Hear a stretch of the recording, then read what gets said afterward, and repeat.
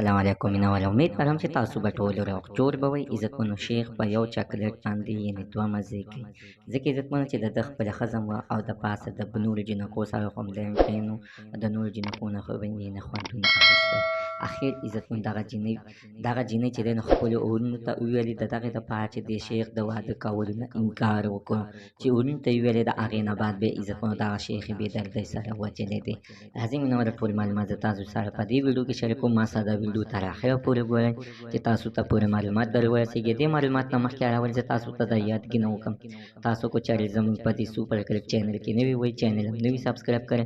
مهرباني وکړئ تاسو زموږ د سوپر کلیک چینل ته سره سبسکرایب کړئ، خوا کې ورسره د ټلۍ نښان ووهئ چې هره یوه نوې معلوماتي ویډیو تاسو ته په اسانۍ باندې در ورسېږي. عزتمنو دغه شانته ډېره واقعه مخې ته راځي چې نن څنګه عزتمنو په جهانګیر کې دغه واقعه مخې ته راغلې ده. دغه شیخ عزتمنو د پردو جینکو سره به یې په موبایل باندې خبرې اترې کولې، خلکو ته به یې ویل چې ما یعنې واده نه دی کړی، خو په اصل کې عزتمنو د دې شیخ خپله ښځه خو مو او بچي خو مو، خو د هغې د پاسه به همدا د پردو جینکو پسې ګرځېدلو، چې اخر عزتمنو په یوې جینۍ باندې واوښتلو او دغه جینۍ سره په موبایل باندې ګپ شپ شروع کړو او ورته ویل چې زه تا سره یعنې واده کوم. دغه جینۍ ویل صحیح ده، زما به هم زندګي سازه شي او ستا به هم سازه شي.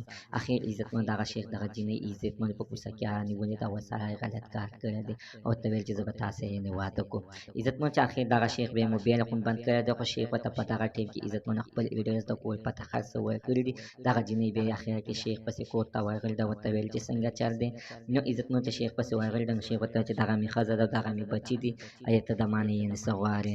عزتمنو دغه جینۍ تللې ده کور ته، کور کې خپلو وروڼو ته ټول حقیقت بیان کړی دی. د هغې نه بعد بیا دغه د جینۍ وروڼه لګېدلي دي او ورته ویل دي چې یعنې زموږ د یوه خور سره یعنې یا واده وکړه یا به دې وژنو. عزتمنو شیخ چې دی نو خپله ښځه هم ترېنه لاړه او دغه ښځه هم ترېنه لاړله. یعنې د یوې نو چې زموږ د دې ویډیو مقصد همدا ده چې هېڅکله د پردو جینکو سره په موبایل باندې خبرې اترې مه کوئ. خدای مکړه الله مکړه دغه شانتې کور به مو یعنې وران شي. زموږ د سره نن زه معلومات د دې ځای پورې د نوي معلومات دپاره د سره زموږ د سوپر کلیک چینل د سره سبسکرایب کړئ، خوا کې ورسره د ټلۍ نښان ووهئ چې هره یوه نوې معلوماتي ویډیو تاسو ته په اسانۍ باندې در ورسېږي.